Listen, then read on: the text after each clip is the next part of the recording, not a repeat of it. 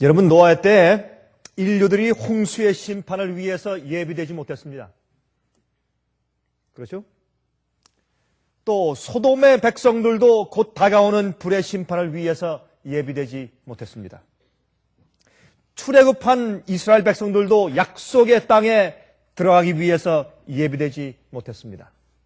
예수님께서 초림하셨을 때에도 유대 백성들은 메시아를 맞이하기 위해서 예비되지 못했습니다. 예언된 대로 하나님께서 인간의 육신을 쓰시고 임하셨지만은 그러나 그들이 그 빛을 영접하지 않았습니다. 자, 다시 할까요? 다시 하겠습니다. 자, 좀 반복해서 이 말씀은 우리가 기초를 놓는데, 오늘 이 말씀을 같이 이해하기 위해서 우리 마음 가운데 기초를 놓는데 굉장히 중요한 그런 문구이기 때문에 제가 다시 좀 말씀드리겠습니다. 노아의 때의 인류들이 홍수의 심판을 위하여서 예비되지 못했습니다. 소돔의 백성들도 곧 다가오는 심판을 위해서 예비되지 못했습니다. 출애굽한 이스라엘 백성들도 약속의 땅에 들어가기 위해서 예비되지 못했습니다. 예수님께서 초림하셨을 때에도 유대 백성들이 메시아를 맞기 위해서 예비되지 못했습니다. 예언된 대로 하나님께서 인간의 육체로 임해서 오셨지만은 그러나 그들이 예수님을 영접하지 않았습니다. 그런데 여러분, 우리 거기까지만 제가 얘기하고 끝나면 상당히 부정적이죠. 그렇죠? 하지만 성경은 그렇게 끝나지 않습니다. 그런데 그러한 가운데서도 각 그 시대마다 하나님께서 경고하시고 구원하시려고 했지만은 거의 대부분이 멸망하고 반역적이고 주님을 영접하지 않았던 그 시대마다 주님께서 예비된 한 백성들을 가지고 있었다, 그 말입니다. 저는 그것을 제가 좀 강조하려고 하는 것입니다. 여러분, 노아의 가족들이 있었죠? 롯의 식구들이 있었습니다. 가나안 땅에 들어간 갈렙과 여호수아와 그의 가문들이 있었습니다. 그리고 예수님을 영접한 침례 요한과 그의 기별을 따라 회개한 적은 백성들이 있었습니다. 그러므로 그렇습니다. 이 세상 역사를 보면 주님께서 구원하시려고 택하신 주의 백성들 가운데서 정말 예정된 대로 그 예언이 성취되고 사건이 이루어질 때 그것을 받아들이고 빛을 받은 백성들이 거의 없었습니다. 그러나 한 백성들이 있었습니다. 그렇죠? 그 시대마다 그때마다 주님께서 한 백성을 예비해 오신 것을 우리가 알게 됩니다. 이것은 우리가 살고 있는 마지막 시대에 예비하실 한 백성을 주님께서 말씀해 주시는 표상이라고 우리가 봐도 아무 하자가 없습니다. 자, 우리 히브리서 9장 27절과 28절의 말씀을 좀 먼저 펴서 보도록 하십시다. 히브리서 9장 27절과 28절의 말씀을 우리 먼저 읽어보도록 하십시다. 히브리서 9장 27절과 28절입니다. 한 번 죽는 것은 사람에게 정하신 것이요 그 후에는 심판이 있으리니 이와 같이 그리스도도 많은 사람의 죄를 담당하시려고 단번에 드린 바 되셨고, 이것은 예수님께서 초림하신 것을 상징하시죠. 예수님께서 처음에 오셨을 때, 그렇죠? 많은 사람의 죄를 담당하시고 십자가에 돌아가기 위해서 이 땅에 오신 것을 말씀했습니다. 그 다음에 이제 재림을 말씀하십니다. 그 다음에 구원에 이르게 하기 위하여 무엇이 없이? 죄와 상관없이 자기를 바라는 자들에게 두 번째 나타나실 것이라. 예수께서 이 땅에 초림하셨을 때 그때 주님을 영접한 자들이 적었습니다. 그러나 예수께서 두 번째 오실 때 우리가 이해할 수 없는 말씀이 나오는데 죄와 상관없이 자기를 기다리는 사람들이요? 이건 참 이해가 안 됩니다. 여러분 좀 생각해 보십시오. 이 얘기는요, 값싼 복음, 잘못된 복음을 가지고 이해하는 사람들은 이 말씀이 이해가 안 돼요. 여러분, 제가 지난 시간에 말씀드렸지만 제가 지난 주일에 제가 한국에서 목사님들과 제가 세미나를 했을 때 거기 온 분들 가운데서 여러분들이 저와 개인적으로 와서 면담을 좀 하기를 신청했습니다. 제가 그분들과 같이 대화하면서 제가 많은 것을 느꼈습니다. 여러분, 거기에서 한 분이 저한테 이렇게 질문했습니다. 목사님, 제가 처음에 생애빚의 기회를 듣고 나서 참 좀 지나친 것 같다.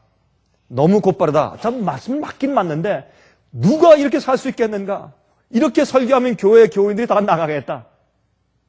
우리가 표준을 잔뜩 낮춰놓았는데 그런 마음에 그런 성가심들이 그런 그 좌절들이 많이 있었는데 가만히 말씀을 연구하고 기도하면 할수록 그 말씀이 옳은데 그러면서 이제 드디어 자기 마음 가운데 있던 복음에 대한 이해가 정리되니까 드디어 하나님이 보이더래요. 드디어 진리가 보이고. 이건 참 중요한 얘기입니다. 여러분, 여기에 이제 히브리 9장 27절과 28절에 있는 이 말씀 가운데서 죄와 상관없이 자기를 바라는 자들에게 두 번째 오실 것이라. 여러분, 예수님 초림 때에도 그렇게 수천 년 동안 예수께서 오실 것을 예언해 두었지만은 빛이 왔을 때 어둠이 빛을 영접지 않았다고 성경은 말씀합니다. 오히려 교회가 예수님을 십자가에 못 박아 죽였습니다.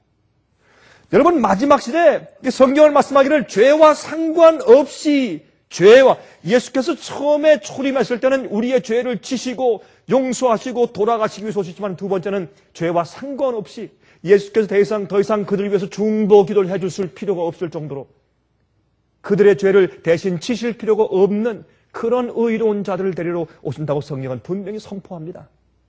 그렇죠? 근데 이 복음이 잘못되어 있으면 이 말씀이 이해가 안 돼요. 읽어도 그냥 졸면서 읽는 것처럼 그냥 지나가고 마음 가운데 이 말씀이 박히질 않습니다. 전혀 이해가 안 됩니다. 더 이상 죄를 담당해 줄 필요가 없는 죄의 문제가 해결된 자들을 데리러 오신다고 성경은 말하고 있습니다. 그런 백성들이 있을 것이라고 성경은 말합니다. 과거에 예수께서 초림했을 때 온 교회가 주님을 십자가에 못 박을 때 그러나 주님을 영접하고 마음 가운데 성령이 충만한 자들이 있었습니다.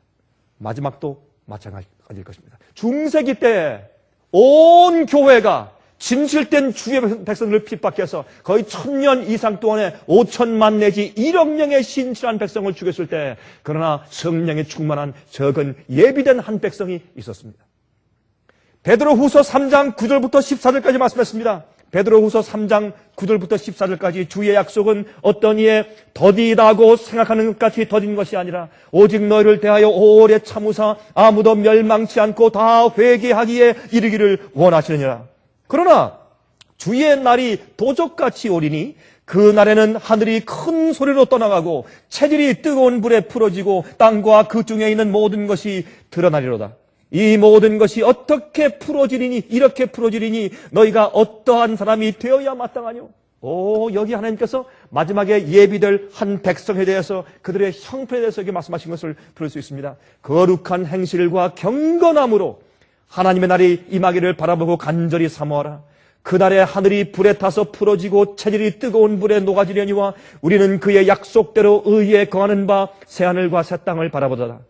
그러므로 사랑하는 자들아, 잘 들으세요. 그러므로 사랑하는 자들아, 여러분 이 사도 베드로나 요한이나 야고보나 바울이나 이런 모든 신학 지도의 주의 종들은 이 일이 우리들에게 자기들에게 나타나야 할 것이라고 적용했고 이것을 마지막 시대에 남은 무리로서 그 모든 이 경험들과 준비되는 것들을 자기 세대에 적용시켰어요.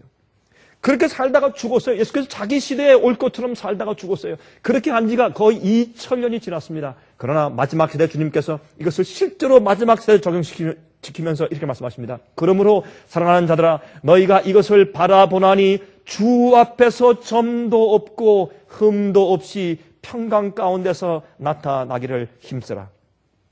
잘못된 복음은 이 말씀을 이해할 수 없게 만드는 것입니다. 여러분 점도 없고 흠도 없단 말이 무슨 말입니까? No spot, no wrinkles. 영어로 그렇죠? 여러분 제가 늘 설명드렸지만은 점도 없다는 것은 내가 과거에 지은 죄에 대해서 전부 회개하고 고백하고 버렸기 때문에 과거에 흠이 없습니다. 점이 없습니다. 다 용서받았으니까. 그렇죠? 그 다음에 주름이 없습니다. 점도 없고 흠도 없고 사실 주름이 없다는 뜻입니다.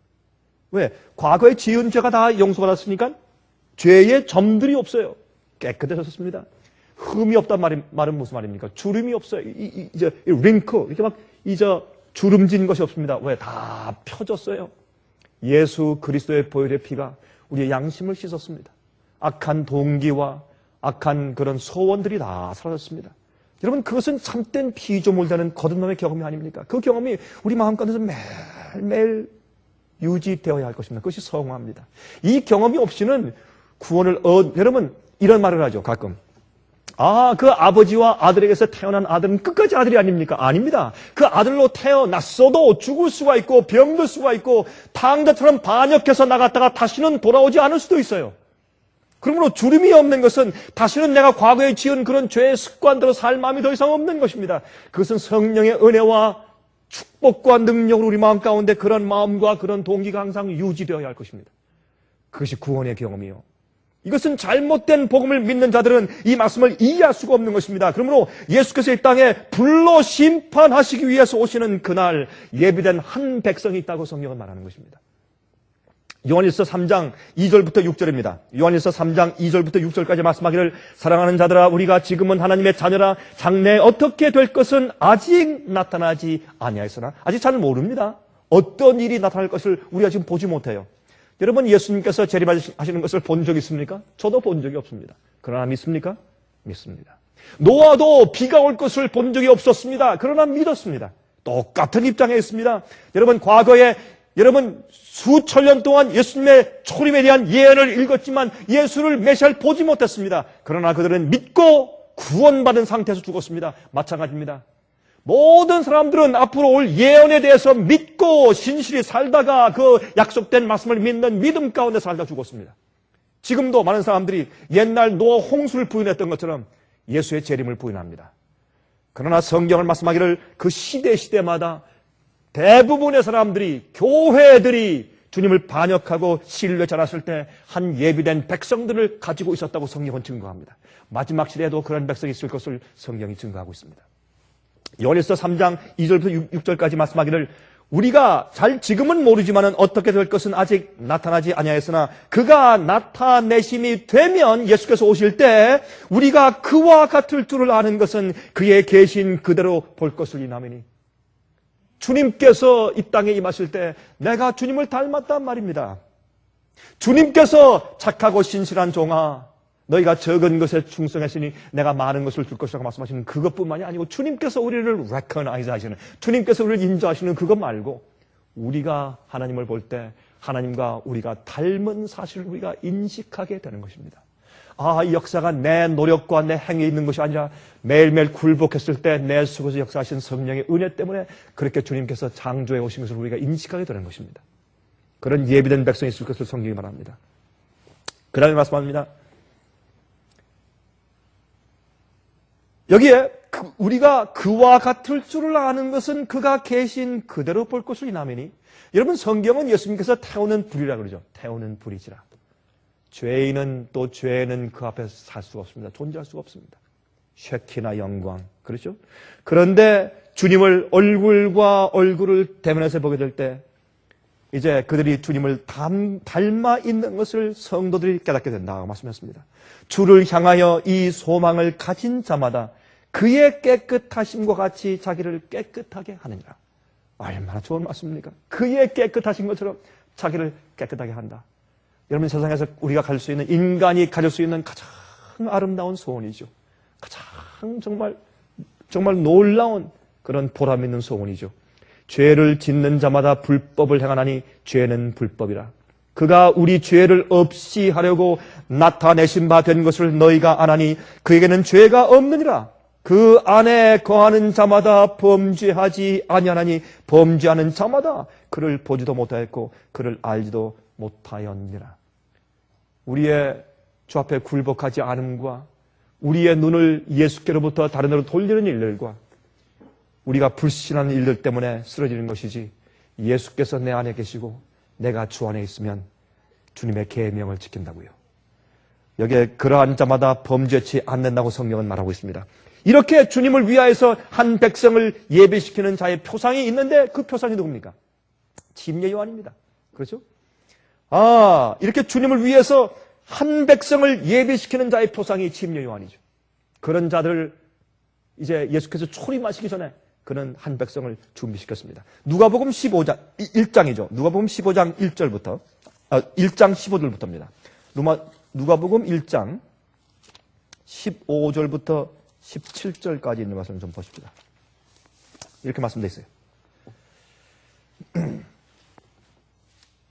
이는 저가 주 앞에 큰 자가 되며 포도주나 소주를 마시지 아니하며 모태로부터 성령의 충만함을 입어 이스라엘 자손을 주고 저희 하나님께로 많이 돌아오게 하겠습니다. 저가 또 엘리야의 심령과 능력으로 주 앞에 앞서가서 아비의 마음을 자식에게 거스리는 자를 의인의 슬기에 돌아오게 하고, 그 다음에 있는 말씀이 중요하죠. 주를 위하여 세운 백성을 예비하리라.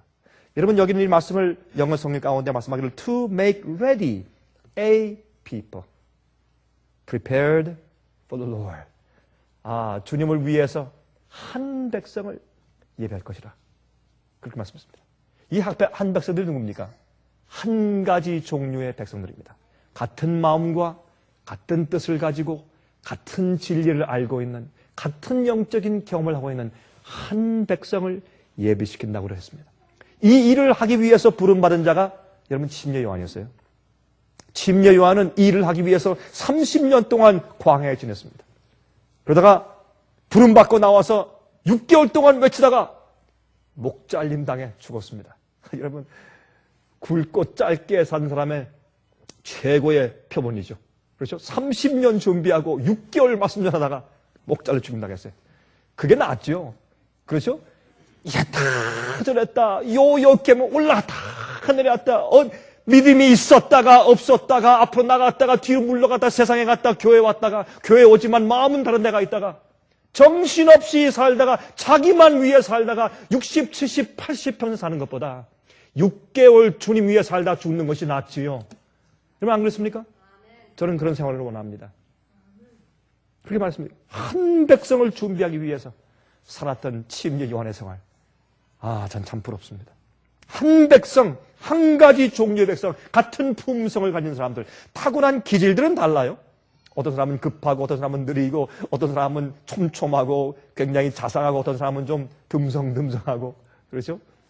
좀 외형적이고, 큰 것을 일하고, 어떤 사람은 자세한 것을 보길 좋아하고, 타고난 성질은 다르나, 주님께서 내재하시는 성품은 같은 사람들, 같은 진리를 사모하고, 같이 기도하길 좋아하고, 말씀대로 살고 한 가지 종류의 백성을 준비시키기 위해서 침례하는 살았습니다.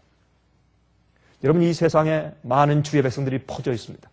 유럽에 있고 남미에 있고 아프리카에 있고 한국에 있고 북미에 있고, 하지만 주님께서 흩어져 있으나 한 백성을 가지고 계시며 한 백성을 예비하고 있는 것을 우리가 믿습니다. 여러분, 왜 예수님께서 두 번째 강림하시지 못하는가? 우리가 늘 얘기하고 아는 얘기죠. 그것은 하나님의 한 백성들이 먼저 준비되어야 하기 때문에 그러합니다. 여러분, 우리 그 말씀을 이해하기 위해서 흔히 우리가 읽는 말씀이 무엇입니까? 히브리 11장이죠. 다 펴서 보십시오. 히브리서 11장. 히브리서 11장을 보시면 여기 39절과 40절에 마지막 절들이죠. 히브리 11장에 사도 바울은 이제 믿음으로 살다가 죽은 노독들에 대해서 쭉 설명한 다음에 다음과 같은 말씀을 여기 하는 것을 보시겠습니다. 38절부터 볼까요? 이런 사람은 세상이 감당치 못하도다. 저희가 광야와 산중과 아멸과 토굴에 유리하였느니라. 39절. 이 사람들이 다 믿음으로 말미암아 증거를 받았으나 약속을 받지 못하였으니, 이게 무슨 말입니까? 약속된 결과를 보지 못했어요. 약속된 것이 그들에게 아직 이루어지지 못했습니다. 믿음으로 바라고 소망 중에 즐거워하고 기다렸어요. 그러나 죽었습니다. 이는 40절에 그 이유는 하나님이 우리를 위하여 더 좋은 것을 예비하셨은즉 우리가 아니면 저희로 온전함을 이루지 못하게 하려 하십니다. 여러분, 여기에도 사도 바울이 어떻게 말합니까? 또 우리가 자기 시대, 자기와 자기 시대에 있는 믿는 사람들을 바로 이 마지막 시대 세대라고 그렇게 믿었습니다. 그래서 우리가 아니면, 여러분 데살로니가 전서 4장에 말씀하기를 죽은 자를 주 안에서 죽은 자들이 먼저 일어나고 살아있는 누구라고요? 우리도 죽은 자들이 먼저 일어나고 살아있는 우리도 그들과 합하여 공중으로 끌어올려. 여러분, 그래서 그들은 항상 자기들이 마지막 세대인 것으로 생각했어요. 근데 그것이 우리가 살고 있는 이 시대에 우리에게 넘어왔습니다. 여기 말씀하기를 우리가 아니면, 우리가 마지막 주자에서 우리가 아니면, 우리가 여러분 앞에 있는 주자가 다 잘 뛰었다고 할지라도 우리가 마지막 주자인 우리가 아니면 저희로 온전함을 이루지 못하게 하려 하심이라 그랬어요. 자, 그럼 침례 요한의 얘기를 좀 잠깐 좀 해볼까요? 여러분 누가복음 3장 제가 오늘 성경을 좀 많이 읽으니까 여러분 다 찾을 필요 없습니다. 한번 들어보십시오. 누가복음 3장 2절부터 6절까지 다음과 같이 말씀을 했어요. 안나스와 가야바가 대제사장으로 있을 때, 여러분 언제 정확하게 그 날짜를 주었어요? 그 시대를 주었어요. 안나스와 가야바가 대제사장으로 있을 때, 있으면서 진리를 반대했을 때, 있으면서 메시아를 알아보지 못했을 때, 있으면서 진정한 회개 운동이 교회에 없었을 때 그런 말이에요. 안나스와 가야바가 대제사장으로 있었을 때 하나님 말씀이 어디에? 빈들에서 스가랴의 아들 요한에게 임한지라. 요한이 요단강 부근 각처에 와서 죄 사함을 얻게 하는 회개의 침례를 전파하니, 선지자 이사야의 책에, 이사야 40장이죠. 쓴 바 광야에 외치는 자의 소리가 있어 그러되 너희는 주의 길을 예비하라. 그의 첩경을 평탄케 하라. 빨리 오시게 하라 그 말이죠. 그의 첩경이 무슨 말입니까? 지름길이죠. 그렇죠? 지름길을 예비하라 말입니다. 예수님께서 빨리 오시게. 첩경을 예비하라. 모든 골짜기가 메워지고 모든 산과 작은 산이 낮아지고 굽은 것이 곧아지고 험한 길이 평탄하여질 것이요 모든 육체가 하나님의 구원하심을 보리라 함과 같으니라. 여러분, 이게 왜 빈들에 임했을까요? 안나스와 가야바가 예수님을 구세주로 메시아를 받지 않았을 때, 이제 메시아로 알고 성령의 음성을 듣고 그의 길을 예비하는 한 종이 빈들에서 참 주님을 위해서 예배하고 있을 때 성령께서 그에게 임했습니다. 그렇죠? 그리고 이제 말씀을 전할 때 어떤 말씀을 전했다고 했습니까? 죄 사함을 얻게 하는 회개의 침례를 전했어요. 아, 교회에서 회개하는 그런 기별을 전했겠습니까? 전했습니다. 오늘날 많은 교회들에서 회개의 기별을 전합니까? 전합니다. 그런데 왜 회개가 없습니까? 진정한 회개가 없어요. 죄 사함을 얻게 하는 회개의 침례. 그러면 죄 사함을 얻지 못하는 회개가 있단 말입니까? 그렇습니다. 그렇습니다. 왜 광야의 소리입니까? 예루살렘의 소리여야지. 예루살렘 교회에서 그를 내쫓았기 때문에 광야 소리가 되었습니다. 이것은 무엇을 의미하는가? 여러분들이요, 화면을 통해서, 특별히 인터넷을 통해서 이 말씀을 듣는 분들께 제가 특별히 호소합니다. 여러분들이 어느 교회를 다니시든지 어느 교파에 계시든지 여러분 제 얘기를 잘 들으십시오. 항상 진리는 다수가 아니었습니다. 진리는 그 당시에 가장 인기 있는 것이 아니었습니다. 진리는 그 당시에 신학자들이 가르치는 것이 아니었습니다. 빈들에 있던 침례 요한 같은 사람을 통해서 말씀이 전해졌습니다. 엘리야 같은 디셋 사람을 통해서 배도한 이스라엘에게 진리가 전파되었습니다. 여러분들이시요, 그러므로 여기는 말씀 무슨 말입니까? 주께서 한 백성을 예비하십니까? 그렇습니다. 여러분, 이 세상에 있는 모든 교회들에서 주께서 한 백성을 예비하십니다. 어떤 백성들? 참된 복음을 가지고 정말 죄 사함을 얻게 하는 회개를 전파하는 주의 종들 통해서 한 백성을 주께서 예비하십니다. 그러므로 여러분 생각하셔야 합니다. 내가 어떻게 해야 참 말씀대로 사는 사람인지, 어떻게 하는 것이 예비된 마지막 시대, 옛날 초림 때 주님을 영접했던 그 사람들처럼 마지막 시대 주의 재림을 예비하는 백성이 될 수 있을지 잘 생각을 하셔야 합니다.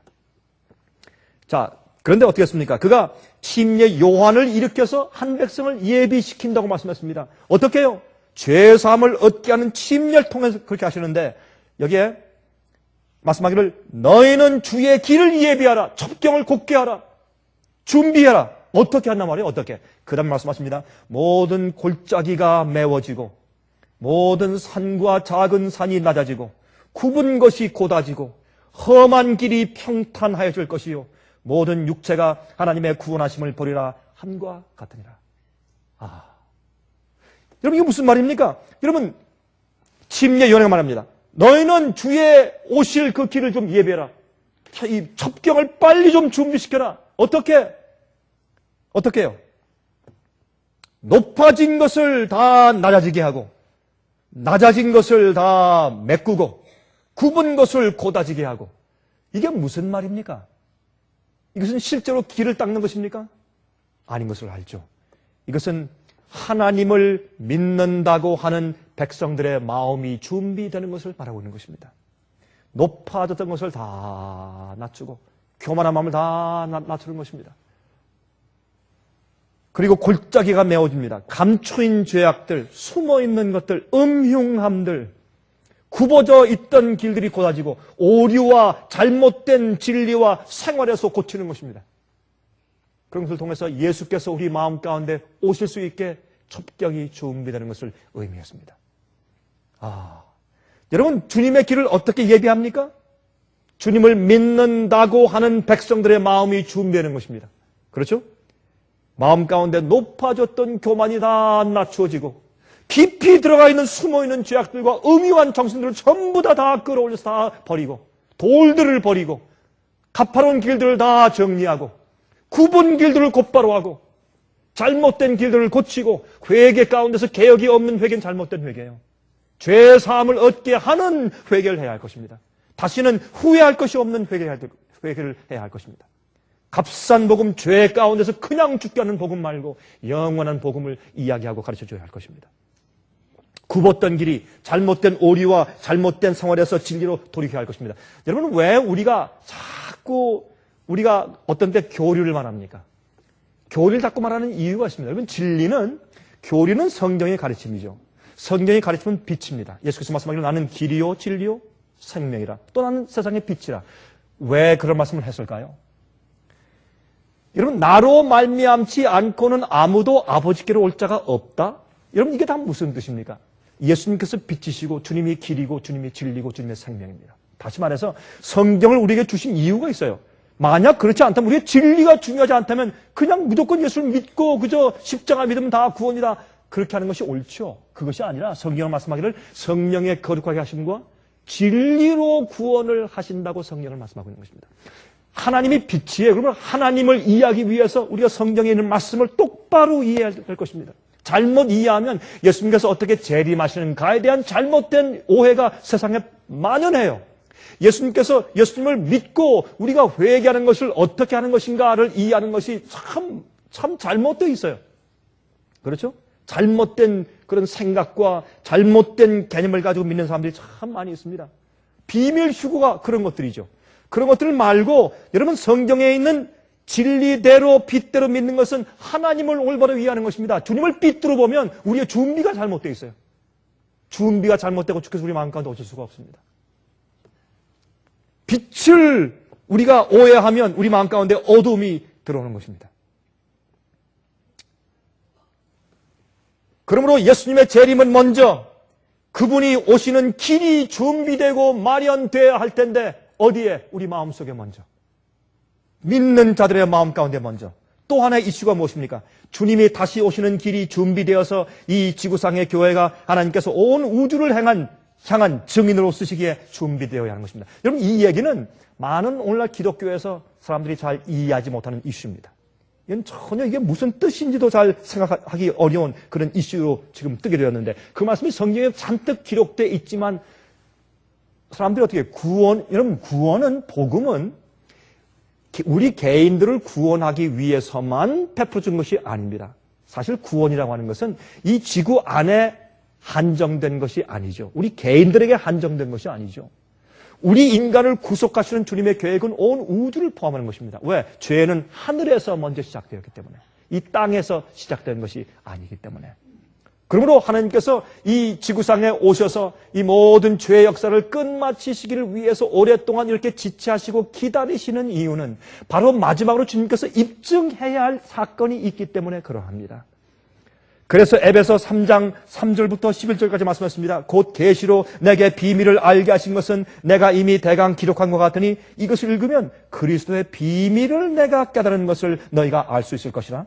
이제 그의 거룩한 사도들과 선지자들에게 성령으로 나타내신 것 같이 다른 세대에서는 사람의 아들들에게 알게 하지 아니하셨으니 이는 이방인들이 복음으로 말미암아 그리스도 예수 안에서 함께 후사가 되고 함께 지체가 되고 함께 약속에 참여하는 자가 됨이라. 이렇게 쭉 말씀하시다가 9절 보세요.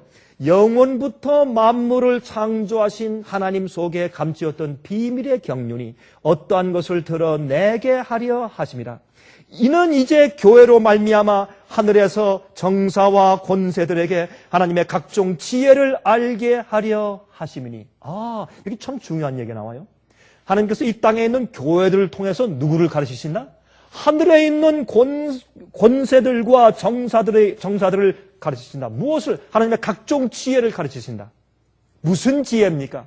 여러분, 하나님의 지혜는 성경을 보면 시편, 잠언, 전도 쭉 보시면 하나님의 지혜에 설명하면서 어떻게 말합니까? 하나님의 지혜는 악에서 떠나는 것이 하나님의 지혜예요. 그렇죠? 하나님의 지혜는 주님의 계명대로 사는 것이 주님의 지혜예요. 회개하고 마귀에게 속하지 않고 하나님께 속하는 것이 지혜예요. 성령의 은혜를 받는 것이 지혜예요. 지혜는, 하나님께서 말씀하신 지혜는 성경이 설명하기를 마귀에게 속해 있다가 하나님께 속하게 되는 것이 지혜예요. 그 일을 어떻게 이루시느냐 말입니다. 여러분, 에베소서 1장 보시면 그런 말씀이 있죠. 에베소서 1장에 하늘에 있는 것들과 땅에 있는 것들을 통일하려 하심이라. 하늘에 있는 교회와 천사들의 거룩한 교회와 그렇게 타락하고 악한 지상교회를 주님께서 하나로 합치시는 것입니다. 어떻게 합칩니까? 우리와 하나님을 갈라내는 것이 뭐예요? 이사야 59장 2절에 어떻게 말씀하십니까?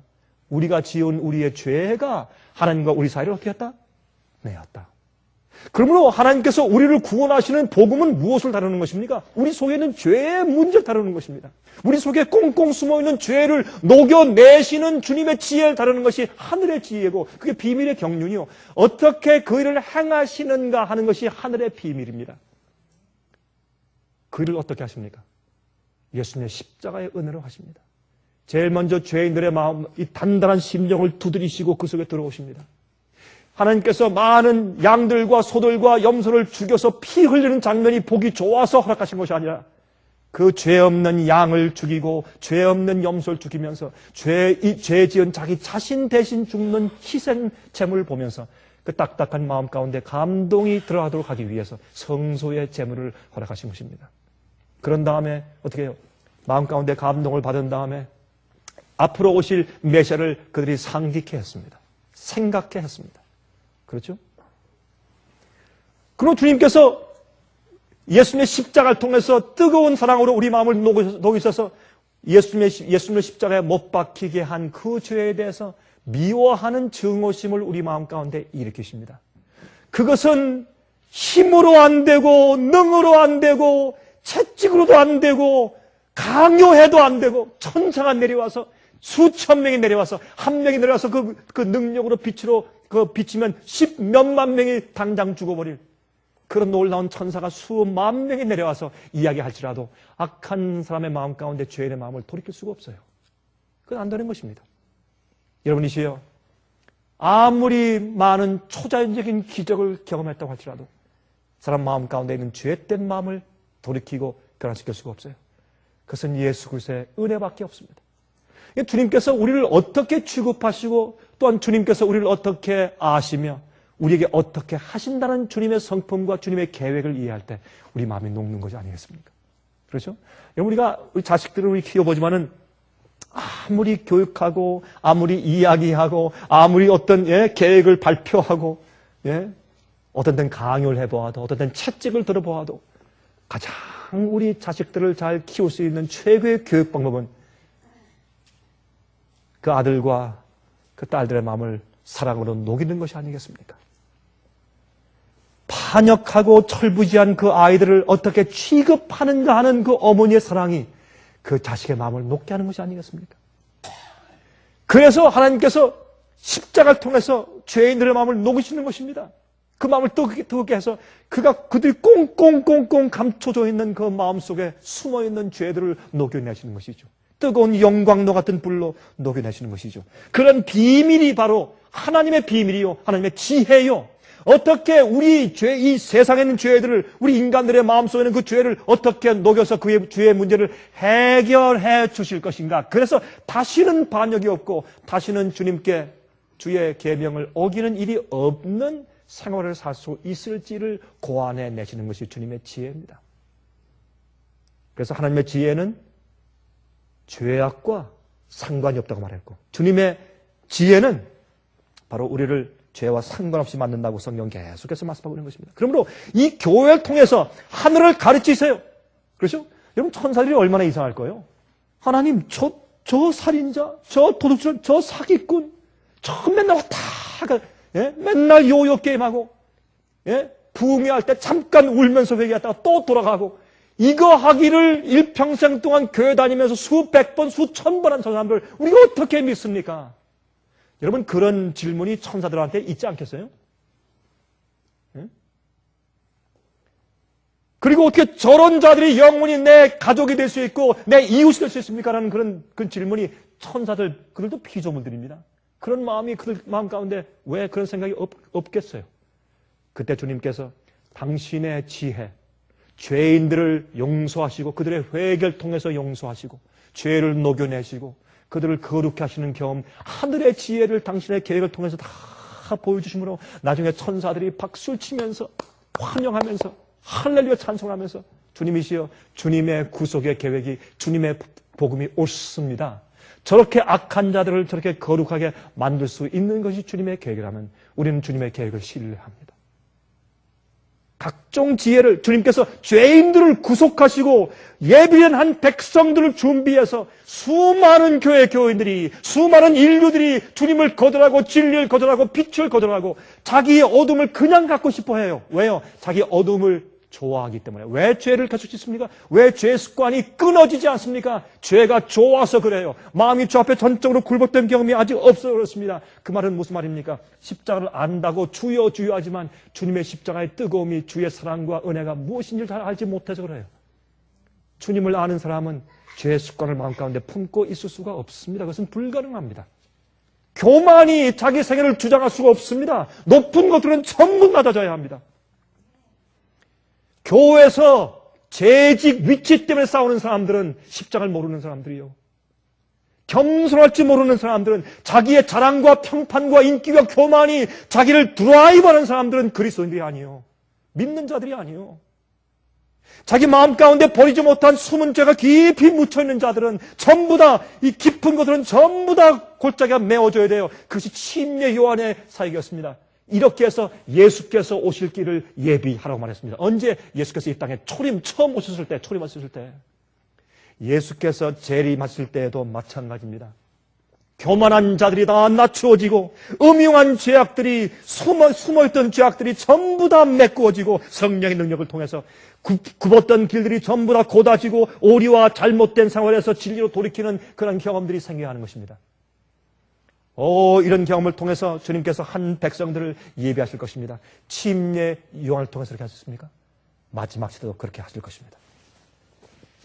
여러분, 그래서 이제 교회로 말미암아 하늘에서 정사와 권세들에서 하나님의 각종 지혜를 알게 하기 위해서 교회를 사용하신다 그랬습니다. 마지막 시대 주님께서 교회를 통해서 그 일을 하신단 말입니다. 이런 일들이 아직 생기지 않았기 때문에 다시 말해서 한 예비된 백성이 준비되지 못함으로 주님의 재림이 지체되는 것이 성경의 가르침입니다.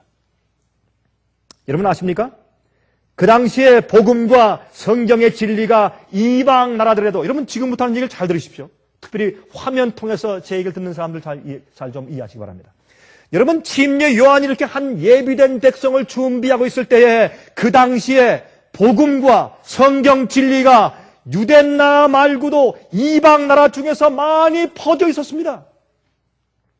그래서 예수께서 말씀하기를 요한복음 10장에 어떻게 했습니까? 내가 이 우리에 있지 않고 다른 곳에 있는, 다른 우리에 있는 자들을 내가 다 모을 것이라고 말씀한 것입니다. 나는 참 목자요. 지금도 이 세상 온 교회와 온 교파들에게 주님의 참된 양들이 흩어져 있어요. 주님께서 곧 모으실 때가 되었단 말입니다. 제가 그 말씀을 드리려고 하는 것입니다, 지금. 주님께서 당신의 백성들을 모으십니다. 여러분, 한번 보시겠어요? 옛날 특별히 다니엘 시대에 복음이 세상에 다 전파되었어요. 어디까지? 중국까지. 중국까지. 예스. 중국 북경까지. 여러분, 도마, 빌립, 이런 사도들이 중국까지 갔다는 가능성이 농후해요. 여러분, 미국이 중국에게 복음을 전했다고 천만에요. 여러분이시여, 중국은요, 샘족의 일원이었어요. 그리스도인들이 또 이민 가고 쫓겨서 중국까지 갔어요. 그런 흔적들이 중국 고고 역사에 다 드러나 있습니다. 그러므로 여러분, 이 세상에 지금 그러한 것처럼 옛날 시대에도 다니엘 시대 또 그 전까지도 많은 성경 복음과 진리가 세상에 이미 퍼져 있었습니다. 보실까요? 예수께서 탄생하셨을 때 예루살렘 교회가 전부 잠들어 있을 때 누가 찾아왔습니까? 동방박사들. 어디에서요? 바벨론 지방에서. 갈대아 우르 바벨론에서 나온 자가 믿는 자가 누구였어요? 여러분, 아브라함 아니었어요? 그러므로 그곳에도 믿는 자들이 있었어요. 또 구스넷이 어디서 왔습니까? 저 아프리카 북부의 에티오피아에서. 구스넷이. 또 누가요? 저 서쪽의 로마에서 왔던 로마의 백부장 누구요? 고넬료.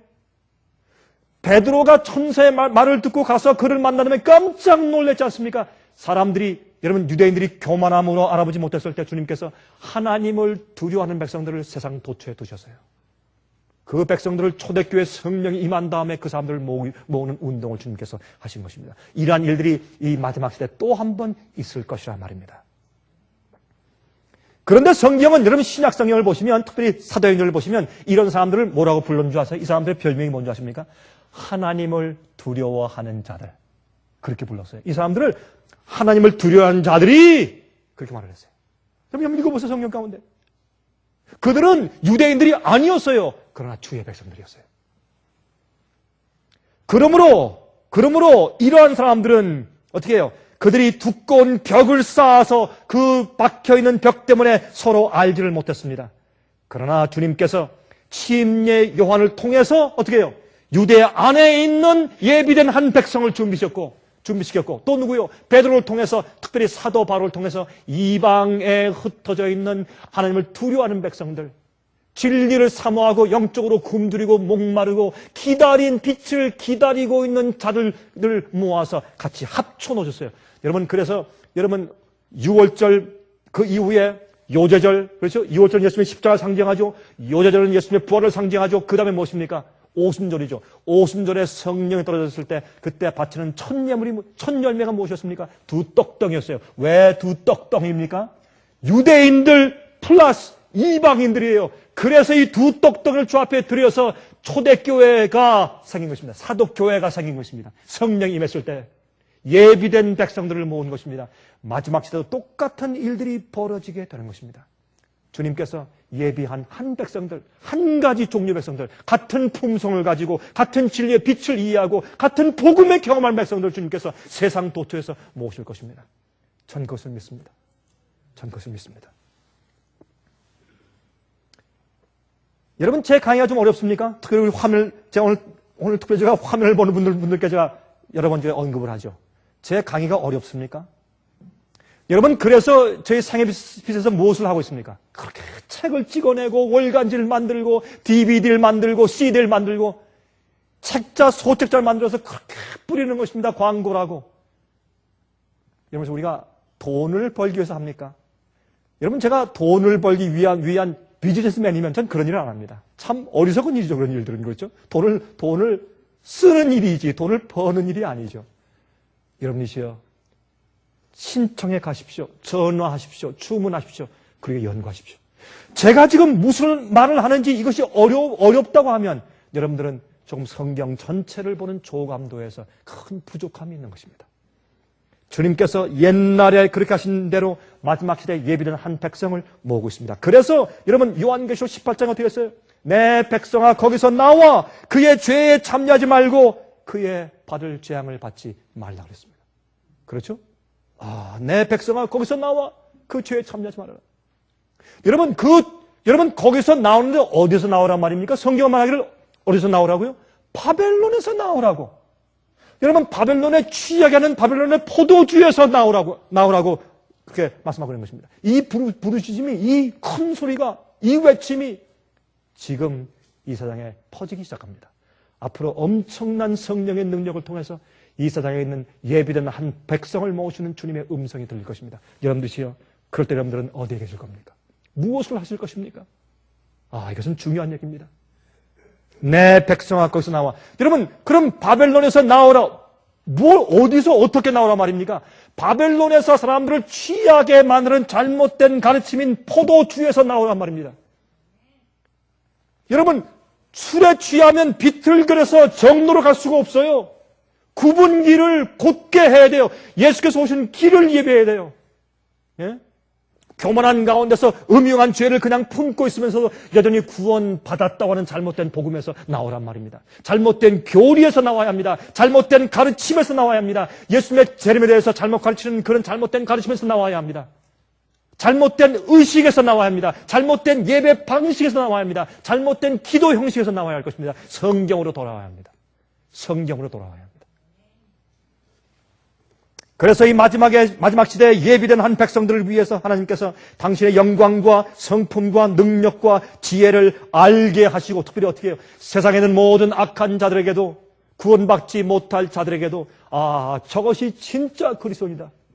저것이 진짜 종교고, 저것이 진짜 신앙이며, 저것이 진짜 그리스도인들이구나 라는 것을 알게 할 뿐더러 하늘에 있는 천사들에게도 하나님께서 그렇게 타락한 인류를 어쩌면 저렇게 거룩하게 구속할 수가 있는가 라고 깜짝 놀라게 하는 그 각종 지혜를 교회를 통해서 보여주시고 증거하시기 위해서 마지막 한 백성을 예비하신다고요.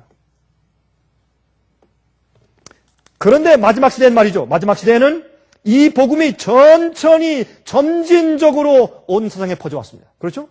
천천히 퍼졌어요. 점진적으로 퍼졌어요. 하지만 성경은 다음과 같이 예언합니다. 한번 들어보십시오. 마태복음 24장 14절, 이 천국 복음이 모든 민족에게 증거되기 위하여 온 세상에 전파되리니 그제야 끝이 올 것이라 했습니다. 그런데 이 예언이, 예수님께서 말씀하기를 내가 너에게 가르쳐준 이 천국 복음, 이것이 온 세상에 다 퍼질 것이다. 모든 민족들에게 증거되기 위해서 온 세상에 다 전파될 것이다. 그때 무엇이 온다? 끝이 온다. 끝이 온다. 그랬는데 골로새서 1장 23절 보면 그런 일이 한 번 있었습니까? 없었습니까? 한 번 있었죠? 어떤 말씀이십니까? 만일 너희가 믿음에 거하고 터 위에 굳게 서서 너희 들은 바 복음의 소망에서 흔들리지 아니하면 그리하리라. 이 복음은 천하 만민에게 전파된 바요. 그랬어요. 이미 초대교회 때 한 번 복음이 온 세상의 모든 민족에게 한 번 다 전파되었었다고 성경은 그렇게 증거하고 있습니다. 과거형이에요. 이미 전파되었다. 여러분, 이것은 모든 사람들이 다 복음을 다 받아들이고 확신하고 다 회개했다, 그런 뜻은 아니죠. 무슨 뜻이었습니까? 그들이 원하기만 하면, 그들이 정말 온 마음을 다해서 찾기만 하면 그들 주위에 두리번거리면서 어떤 사람에게 무엇을 받든지, CD를 받든지 DVD를 받든지 책자를 받든지 강의를 듣든지 설교를 듣든지 아니면 개인적으로 대화를 하든지 간에 그들이 정말 진리를 찾는 마음을 가지고 두리번거리고 찾으면 다 그들이 만나서 찾을 수 있을 정도로 다 퍼져 있었다, 그런 말이죠. 지금도 마찬가지입니다. 지금의 온 세상에 복음이 다 전파되어 있습니까? 다 전파되어 있습니다. 아랍 국가, 공산국가 어디를 가든지 복음은 이미 다 전파되어서 퍼져 있는데 아무리 퍼져서 우리 옆에 좋은 것을 갖다 줘도 마음이 원치 않으면 열지 않는 것입니다. 한 번은 한국에 있는 한 목사님이 저한테 그런 얘기를 해주더라고요. 근데 참 제가 이런 좀 목사님들과 집회를 하면서 제가 느끼는 것은 참 이런 목사님들 가운데 참 정말 겸손한 분들이 있어요. 그리고 정말 진리를 찾는 그런 분들이 있는 것을 제가 발견하고 참 마음에 감사했습니다. 한 분이 그랬어요. 자기 집에 또 교회에 계속해서 이제 저희 한국의 생애빛에서 자꾸만 날라오는데 도대체 이게 뭔가, 무슨 또 사교인가, 무슨 또 이단이 생겨서 또 이런 걸 보여주는가. 근데 한번 보니까 그 안에는 그 내용도 그랬지만 겉에 모양이 참 예쁘더래요. 그 그림이. 그 참 예쁘다 하고 이제 집어서 이렇게 살펴보니까 자기가 정말 찾고 싶은 그 주제가 하나가 딱 기록되어 있는데 그걸 읽으니까 눈이 번쩍 뜨이더래. 세상에 이런 말씀이 다 있는가. 그 다음부터 자기가 그냥 오면 그냥 이렇게 팽개쳐도 읽지 않았던 걸 전부 꺼내가지고 보기 시작하니까 자기의 영적인 눈이 열렸대요. 깜짝 놀랐대요. 여러분이시여, 우리가 아무리 복음을 하나님께서 천사를 보내서 복음을 세상 온 곳에 태산처럼 쌓아 놓아도 죄인들의 마음 가운데 의를 사모하고 간절히 고대하는 그런 빛을 사모하는 마음이 없으면 거들떠 보지도 않는 것입니다. 읽어도 그 말씀이 마음 가운데 들어가지가 않는 것입니다, 여러분. 그렇지 않습니까? 그러므로 그런 의미에서 옛날 바울이 말하는 것처럼 이 복음은 천하 만민에게 이미 전파된 바요 하는 말씀처럼 지금도 세상에 복음이 다 전파되어 있습니다. 이제 추수 때가 되는 것입니다. 여러분, 그런데 보세요. 요한계시록 14장 6절과 7절을 말씀하십니다. 또 보니 다른 천사가 공중에 날아가는데 땅에 거하는 자를 곧 여러 나라와 족속과 방언과 백성에게 전할 영원한 복음을 가졌더라. 이게 뭐라 그랬어요?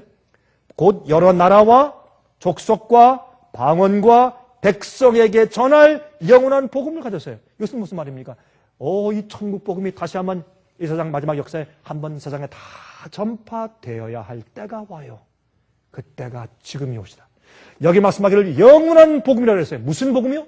변하지 않는 복음. 내가 당신을 영원히 사랑합니다. 무슨 말이에요? 나의 사랑은 변하지 않습니다. 그런 말이죠. 영원한 복음은 변치 않는 복음이에요. 그건 무슨 말이 맞습니까? 예수께서 이 천국 복음이 했던 예수께서 주시고 뿌리고 하신 그 복음이 가라지가 났어요.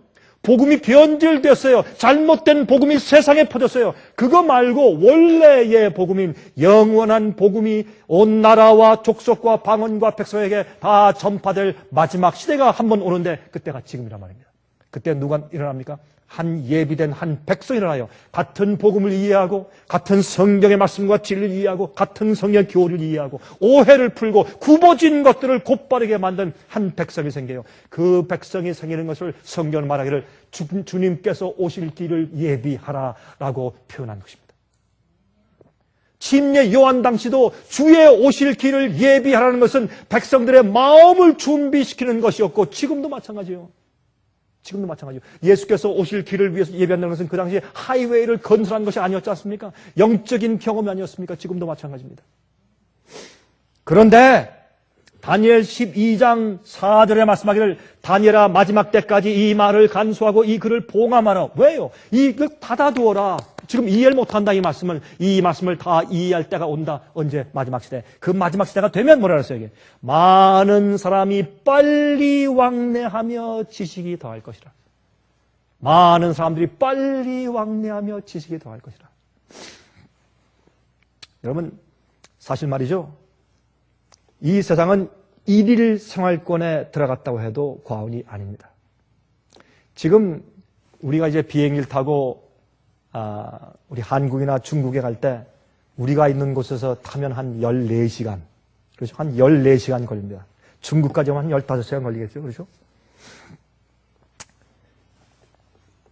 이 비행기의 속도의 거리가 앞으로 한 반 정도로 줄게 되는 것은 그렇게 오랜 세월이 걸리지 않는다는 것이죠.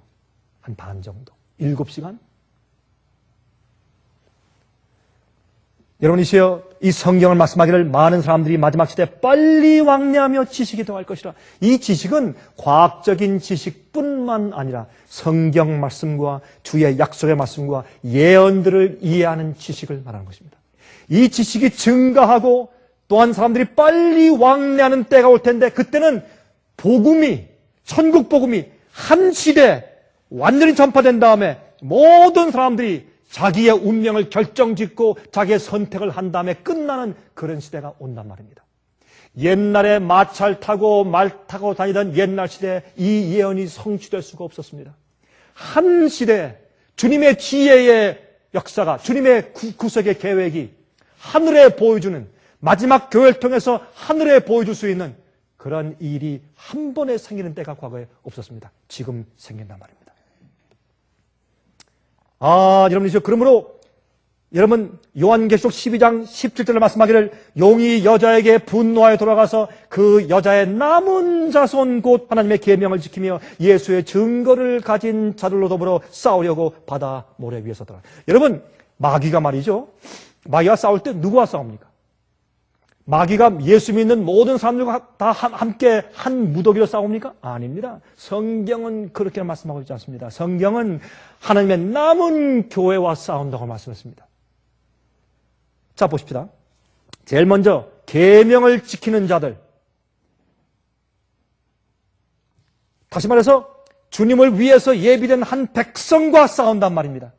여러분, 마귀는 그 당시에 유대교회 전체와 싸우지 않았습니다. 왜? 이미 다 잠들어 있는 교회와 싸우면 오히려 다 깰 것이죠. 그것이 아니고 누구와? 침례 요한의 말씀을 듣고 진짜로 회개하는 사람들, 예수님을 개인의 메시아로 인정하고 받아들이는 사람들, 핍박당하는 사람들, 그 사람들과 싸웠습니다. 그러므로 마귀는 옛날에 누구와 싸웠어요? 예비된 한 백성과 싸웠습니다. 그렇죠? 또 보세요.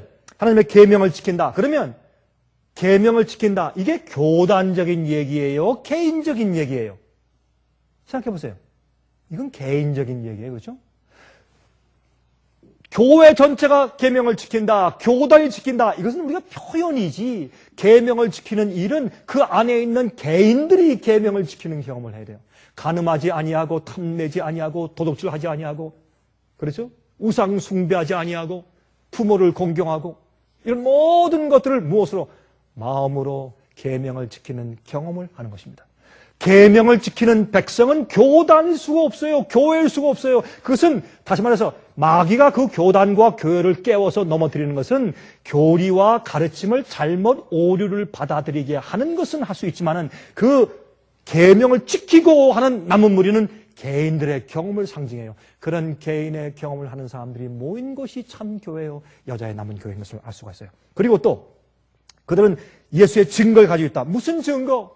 무슨 증거? 예수께서 마음 가운데 계시는 증거. 성령께서 역사하시는 증거. 성령의 영감의 말씀을 이해하는 증거. 성경의 예언을 이해하는 증거. 그대로 사는 증거. 예수의 증거를 가지고 있어요. 여러분 보세요. 고린도전서 1장 4절부터 7절에 말씀하기를 그리스도 예수 안에서 너에게 주신 하나님의 은혜를 인하여 내가 너희를 위하여 항상 하나님께 감사하노니 이는 너희가 그의 안에서 모든 일 곧 모든 구변과 모든 지식의 풍족함으로 그리스도의 증거가 예수의 증거 아니에요? 그리스도의 증거가 너희 중에 견고케 되어서 너희가 모든 은사의 부족함이 없이 우리 주 예수 그리스도의 나타나심을 기다립니다. 그러므로 성령의 은사를 주었다고 성령은 말씀했어요. 성령의 은사를 준 이유는 무엇입니까? 우리 마음 가운데서 예수의 증거가 충분히 드러나게 하기 위해서, 우리가 장성한 분량까지 성장하게 하기 위해서. 그러므로 예수의 증거라고 하는 것은 하나님께서 당신의 종들과 선지자를 통해서 주신 영감의 말씀도 되지만은 우리 속에 그 말씀을 통해서 우리 속에 경험되는 것이 예수의 증거예요. 예수에 대한 증거가 내 속에 경험돼야 돼요. 주님께서 주신 성령의 은사와 말씀을 통해서 내 속에서 이루어지는 예수님에 대한 증거가 있어야 돼요. 그렇죠? 그것을 그리스도의 증거라고 성경은 말씀하고 있어요. 자,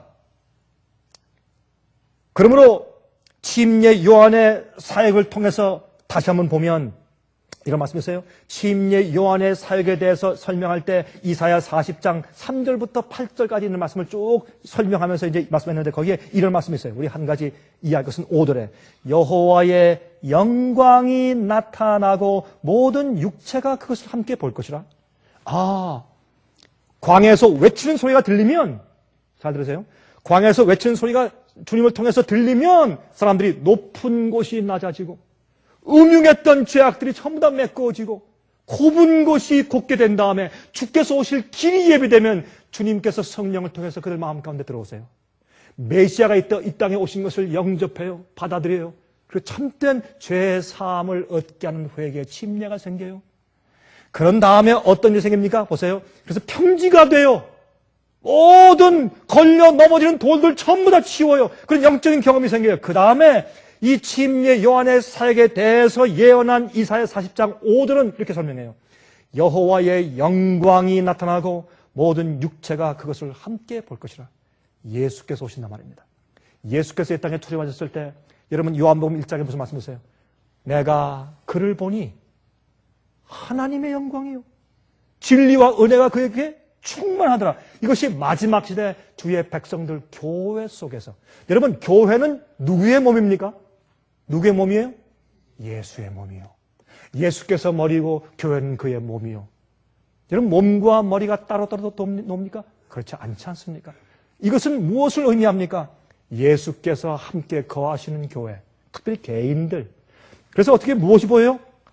하나님의 영광이 보여요. 제가 늘 얘기하지만 영광과 이름과 품성은 같은 단어입니다. 동의어입니다. 그렇죠? 하나님 여호와의 영광이 나타나고 모든 육체가 그것을 함께 봐요. 하나님이 임하세요. 예수께서 이 땅에 재림하시지만 당신의 백성 속에 예수의 품성이 임해요. 주님의 그 역사가 임해요. 성령이 임해요. 그러므로 요한계시록 19장 10절의 말씀이죠. 내가 그 발 앞에 엎드려 경배하려 하나 그가 나더러 말하기를 나는 너와 및 예수의 증거를 받은 내 형제들과 같이 된 종이니 삼가 그리하지 말고 오직 하나님께 경배하라. 예수의 증거는 대언의 영이라. 다시 말해서 예수의 증거라고 하는 것은 하나님께서 성령을 통해서 어떤 선자나 주의 종들에게 역사해서 주님께서 대신해서 하나님을 대신해서 말씀하게 한 성령의 역사요. 대언의 영이요. 그러므로 주의 교회가 마지막에 성령에 충만했을 때 여러분 바울이 대언의 영을 가졌습니까? 그렇습니다. 베드로가 대언의 영을 가졌습니까? 그렇습니다. 이사야가 대언의 영을 가졌습니까? 그렇습니다. 그런 것처럼 마지막 시대 주의 성령이 충만한 교회, 여자의 남은 백성들은 예비된 한 백성들은 대언의 영을 가지고 있어요. 대언의 영인 주의 말씀 성경과 영감의 글들을 가지고 있을 뿐만 아니라 그들 속에 대언의 성령의 역사가 있어요. 하나님의 계명을 지키는 경험을 하는 사람들.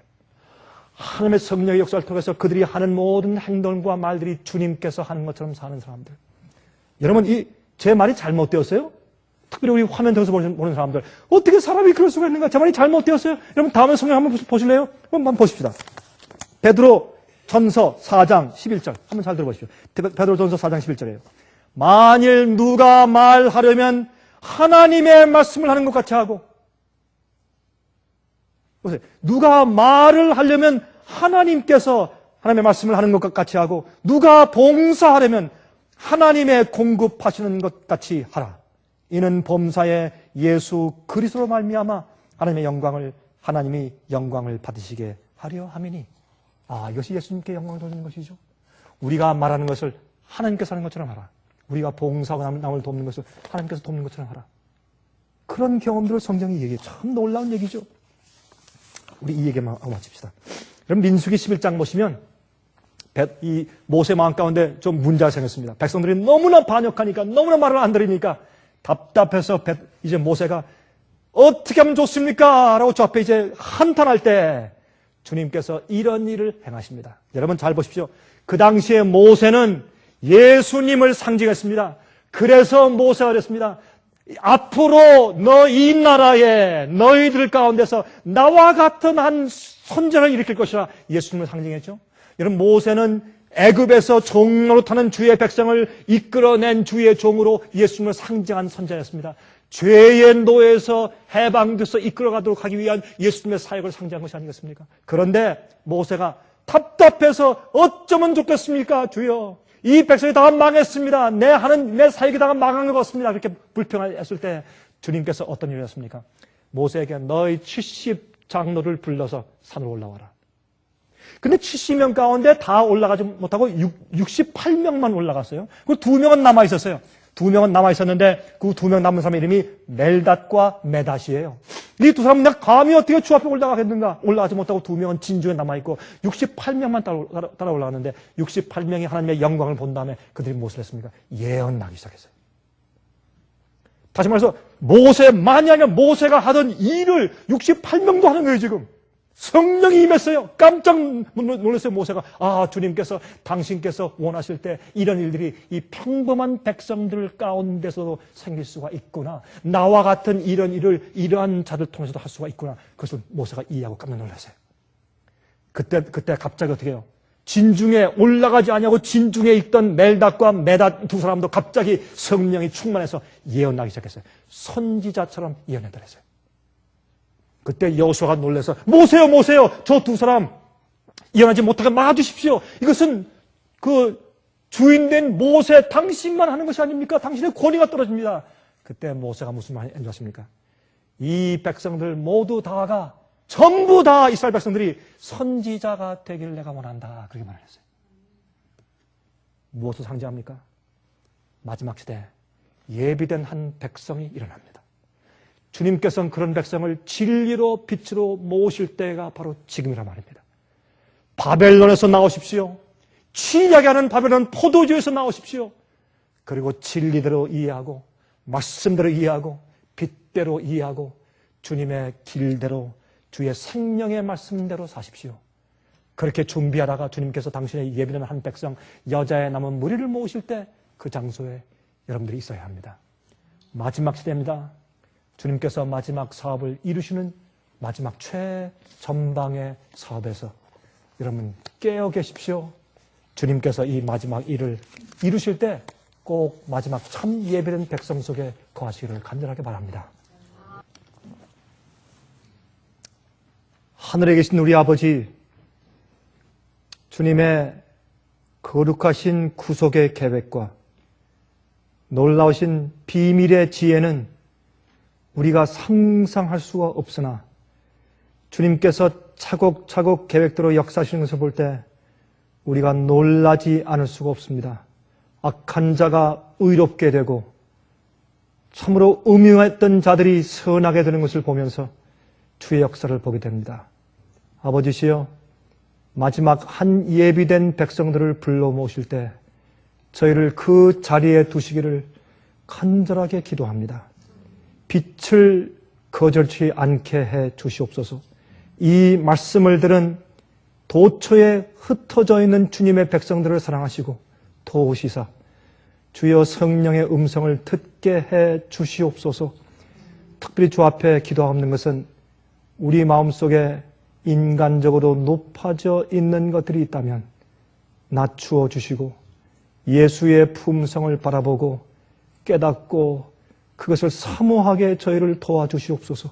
성령의 감동하심과 은혜가 아니면 우리가 거룩함을 사모할 수 없사오니 저희 마음속에 역사하여 주시기를 간청합니다. 그리고 주 앞에 기도합니다.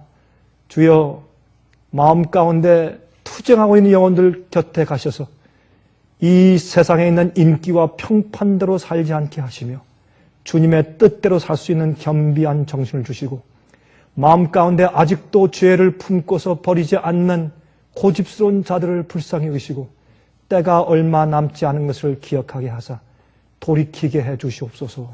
주의 역사를 베풀어 주시옵소서. 예수 그리스도의 거룩하신 이름을 의지하여서 간절하게 기원합니다. 아멘. 아멘.